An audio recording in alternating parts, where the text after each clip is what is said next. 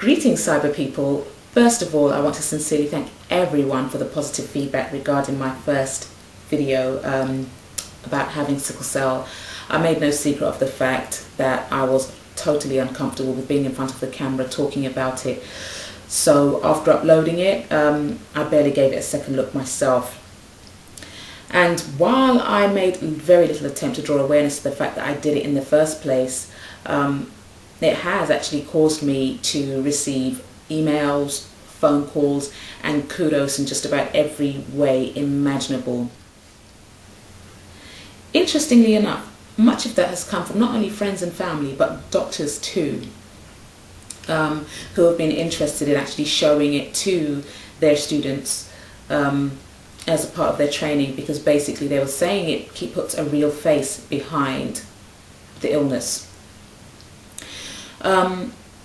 Friends and family were shocked to see me putting myself out there, because of course they know that as far as I'm concerned, my having sickle cell is on a need-to-know basis, and that's all there is to it. Now, at the end of that video, I did state that I would hopefully be returning to do more, so here I am. This time I'm here to talk about stereotypical reception.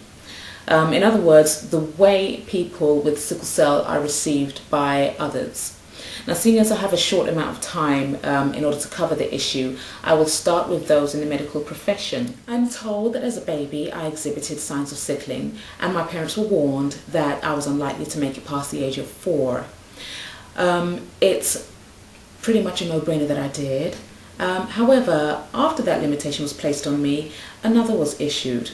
This time it was that I wasn't going to make it past the age of 16. Now, I did, obviously, but then at the age of 17 I suffered a stroke, and as a preventative measure I was put on a monthly regime of exchange blood transfusions. Oh, and also told that I would hardly make it to the age of 18.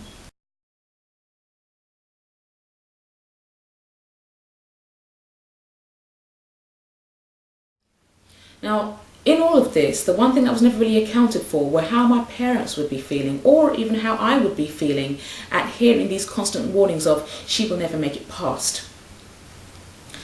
I'll tell you how I felt, and if possible, I will refrain from using profanity. Nobody, and I do mean nobody, can tell you how long you have to live. Because the one thing that many in the medical profession who give these ridiculous estimations on how long you have to live neglect to cater for the one variable that they do not have the technology to measure, neither approximately or accurately. That variable is the strength of your own spirit, your drive, your determination, your inner resolve, your higher self, your inner God or goddess, whatever term you prefer to address that life force that is within you as. For every threshold barrier I was sentenced, I overstepped it. And at the same time, I learnt just how gorgeous my middle finger looked when fully extended.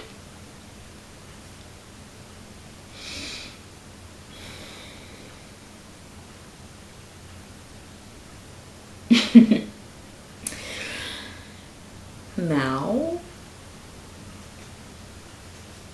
I guess you can see that I would do well to take a time out so I can breathe and regain my composure.